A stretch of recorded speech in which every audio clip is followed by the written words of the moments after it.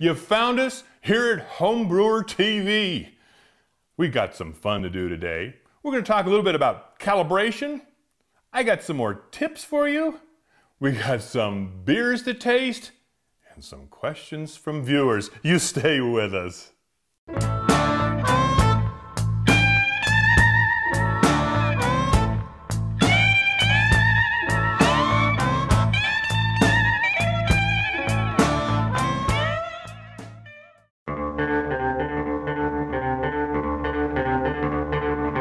Being able to standardize your brewing so that you're happy with your efficiency is an important thing in an all-grain brew setup.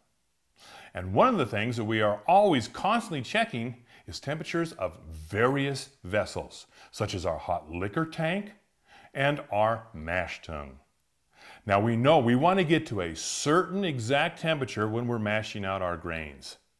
And we, through experimentation, will find that we need to put a certain temperature from our hot liquor tank into our mash tun as we add our grains so that when we get to that final temperature, it sits there and we get what we want as a wonderful wort. So, of course, one of the ways is using a simple thermometer. This one came out of my hot liquor tank. It extends all the way through inside and it gives me a very good reading. But these thermometers are not always accurate right out of the box. But what a lot of people don't realize, they're adjustable. How are we going to do that? And how do we standardize these? Really simple. To standardize our thermometers, we just basically need a pot that we can put some water in. Can be done right on your stove in the kitchen. And we get it up to a certain temperature. Now what I've done is I have a test thermometer. This is a very accurate thermometer. You will find them either with mercury or alcohol. This one happens to be alcohol. Now, get your water up to the temperature that you would want to see, say, your mash tun.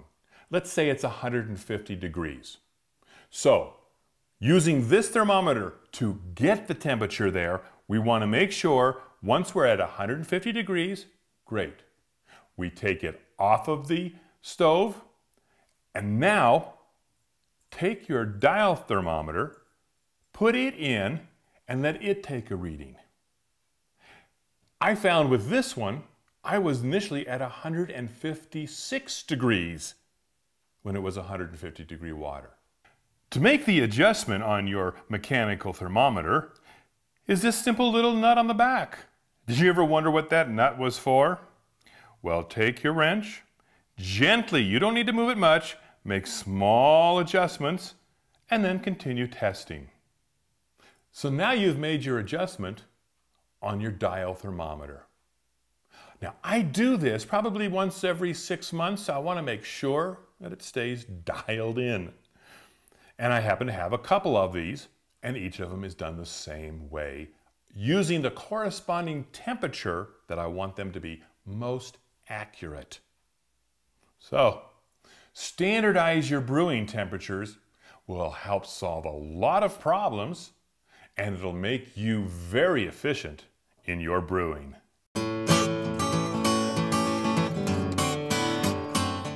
We have been getting some wonderful emails from you viewers. And a lot of you have got some very specific questions, which I'm thrilled to try and answer for you. So here's one. This one is from Steve Walters out of Dallas, Texas. And Steve writes, "Dear Homebrewer TV, I am all ready to buy a boil pot to do full boils. I know I would like to start doing 10-gallon batches. I look at the prices of the 15-gallon stainless steel pots and almost faint. Some friends have said, just buy a cheap aluminum pot. Which do I buy?" Well, Steve, the answer is not real simple, but we're going to get into it. Aluminum pots can work just fine. I don't like them personally because I don't think they clean as easily. And I don't know, there's just something about an aluminum pot that I don't like. It's personal preference. If I had my druthers, I'd go out and spend the $350 or $400 for a really nice stainless steel brew pot. And of course, this is going to have a valve on it and a thermometer on it or whatever else we might want on the pot. However, personally, that kind of money is a little daunting. So, there's other things we need to consider.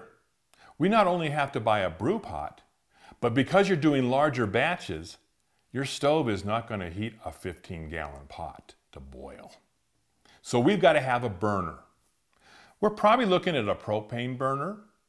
And if you don't have a propane tank, you're probably looking at $80, $90 to get a burner and tank. So remember that in your cost factor. You're also brewing a much larger batch, and now you've got to somehow cool it as quickly as you can. So you're going to need to invest in some way of cooling it. And an immersion chiller will probably be what you get. So you need to take that into cost. So you see the costs do add up beyond the pot. So now if we add those things to that $350 or $400 pot, we're well over $600. However, personally, I try to go the cheapest way I can because I need to have extra money to spend on the brewing supplies and beers for this show. I like to use half kegs. Now you can pick them up, used, and make sure that they're legitimately sellable. You're going to find that they are still pressurized, so you're going to have to release the valve, remove it, cut a hole in the top. But once that's done, you've got a 15.5-gallon brewing pot that is going to cost you $20, $30, $40. A lot less, isn't it? Now, you're going to want to put a valve in it. Well, the cost of parts for a valve, few things, maybe $30, $40. You're still well under $100 for a 15-gallon brew pot.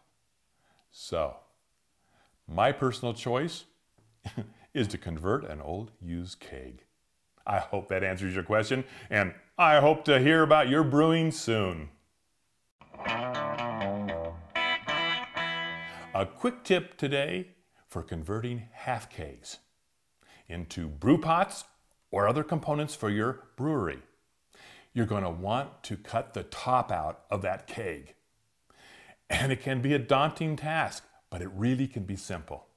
What I found is I just need to drill some simple holes so that I can get my Sawzall with a good metal blade, and I end up using 2 or 3 metal blades to make the entire cut, to make my cutout hole. But here's the real tip that has helped save my hearing. That'll get so loud whether you're grinding or sawing, somehow you need to dampen the sound. And here's what you do. Fill the keg entirely with water, right to the brim. Actually, it'll end up doing a couple things. First of all, it really deadens the sound down so it's not painful. And second of all, it'll even help cool the blade, extending the life of your saw. That's our tip for the day.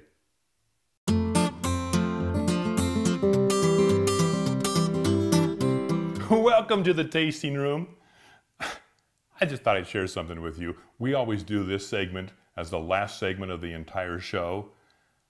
It makes me have to hustle through the rest because this is my favorite. And today, oh, I've got some big beers to share with you. And I love big beers. Our first one is from Dogfish Head Brewery. Now, yes, last show we did a Dogfish also. I didn't pick it out because it was Dogfish. I picked it out because this is such a cool beer, the Midas Touch. The name comes from King Midas. The components of this beer were found in vessels in his tomb in Turkey. This dates back over 2,700 years ago.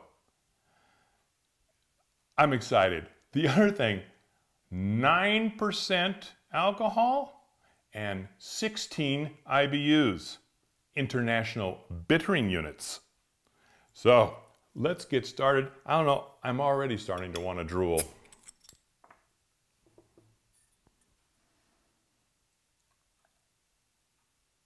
a gorgeous, gorgeous pale ale. Oh my, just take a look at how pretty that beer is. And the aroma is already hitting me from, okay. I can feel myself getting ready to drool. This smells magnificent. It looks gorgeous, and now,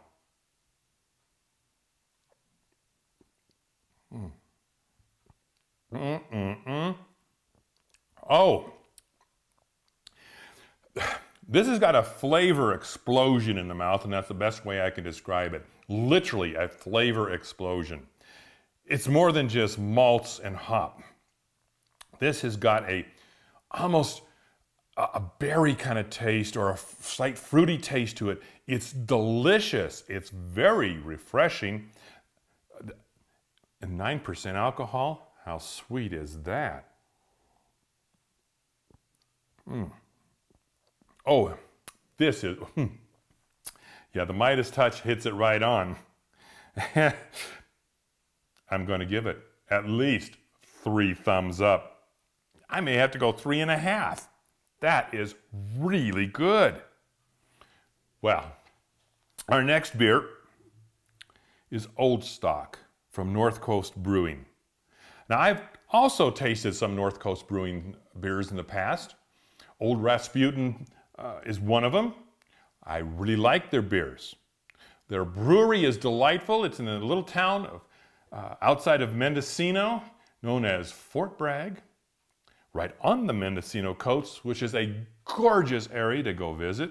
So if you're ever in Northern California on the coast, you might want to stop by and see them.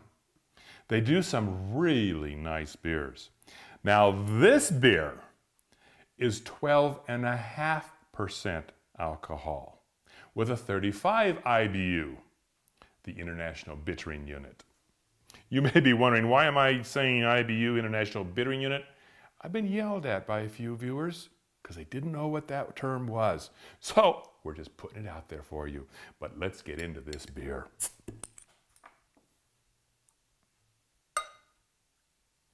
Okay, a little darker, more of what I would call a beautiful amber ale. Lovely head.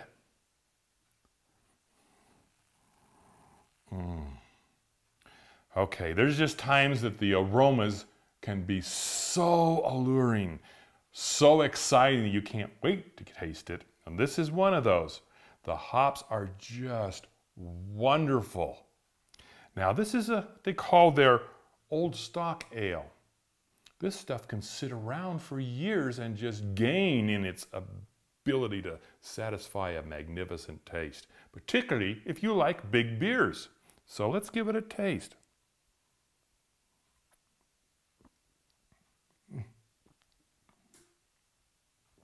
Oh. Okay. Oh my. We're back to the flavor explosion in the mouth. This is wonderful. This has got an exhilarating taste.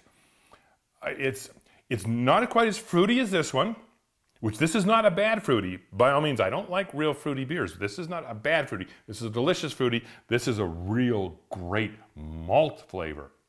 With the 35 IBUs, though, it is balancing it perfectly. North Coast, you have done a magnificent job in your beer. And I don't think either one of these are going to be shared with our crew. So, thumbs up on this one. No, it's 3.5 too. It is great. These are beers I'm going to stock in my own cooler. And I don't do a whole lot of those beers. We'll see you next time in the tasting room. Oh, and I'm going to enjoy some beer. Cheers. Hey, thanks for joining me here on Homebrewer TV. Leave your comments in the comments box below. Hit that little word that says comments and it'll get you in. So, and also, get out there. Do some brewing.